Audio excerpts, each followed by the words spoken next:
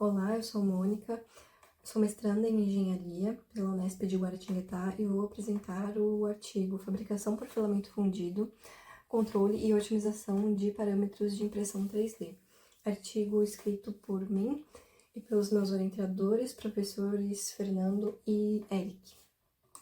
A manufatura aditiva ela é compreendida entre os três principais tipos de fabricação de peças e objetos. Modelagem informativa, subtrativa e a aditiva. O primeiro dá forma a peças e objetos através da conformação, o segundo através da remoção de material e o terceiro através da adição de material.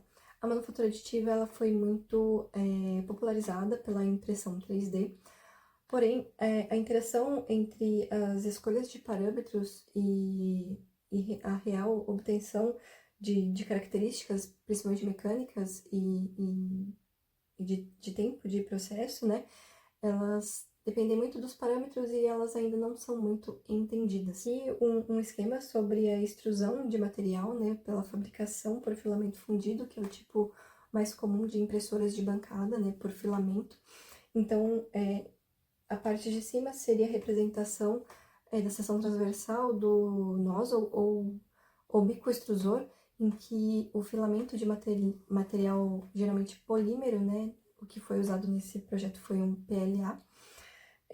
Então, existe um aquecimento de filamento nessa região e um aquecimento acima da temperatura, um pouco acima, né, da temperatura de transição vítrea, em uma temperatura de pré-fusão do material. Existe uma maleabilidade maior desse material, só que não é um processo de fusão completamente dito.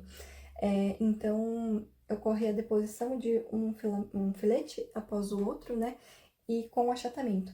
O achatamento acaba aumentando a área de contato entre os filetes e nessa região de contato existe difusão de material, mas é uma difusão parcial. Por ser uma difusão parcial, ocorre um empescoçamento. O empescoçamento acaba gerando vazios mesoestruturais, né, da ordem de milímetros na estrutura. E o vazio ele está muito relacionado com a resistência mecânica. Este trabalho ele buscou o estudo da altura de camada, largura de extrusão, velocidade de impressão e diâmetro do bico. Então foi feito um DOE para estudar a relação desses parâmetros com a resistência mecânica. Então foram impressos 80 corpos de prova, né? Porque são 4 fatores com 2 níveis, né? Um máximo e um mínimo, valor máximo e valor mínimo. Então foram 16 lotes de impressão com 5 repetições cada.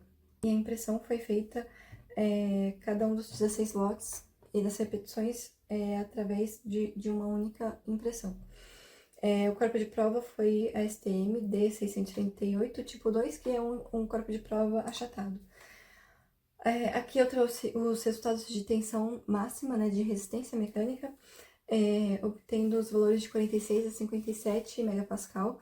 Os resultados que existem na literatura são de 59 megapascal para PLA injetado, então são tensões altas, né? E aqui embaixo eu trouxe os lotes com os maiores valores, o tempo de impressão e a fração de vazio. Aqui em cima eu também mostrei as frações de vazios, né, transversais, e pode ser visto que o último lote, ele tem uma resistência alta, só que ele tem um tempo de impressão baixo. Isso é devido à altura da camada estar na máxima, então tem uma altura de camada máxima e uma velocidade de impressão máxima também. Então isso acaba diminuindo muito o tempo de impressão. Também que o aumento da temperatura, o aumento da velocidade de impressão acaba aumentando também a resistência mecânica. Aqui eu mostro o gráfico de interação com relação ao tempo de impressão, então pode-se ver que os parâmetros que mais influenciam no tempo de impressão são realmente a altura e a velocidade da camada. Esse trabalho ele tem diversos outros resultados, mas o que mais impacta é saber que não apenas 2 parâmetros entre si, né, a relação deles pode ser entendida, mas sim a combinação de 2 ou mais, para se ter uma completa visão do que realmente pode ser esperado de resistência mecânica e vazios estruturais em impressão 3D.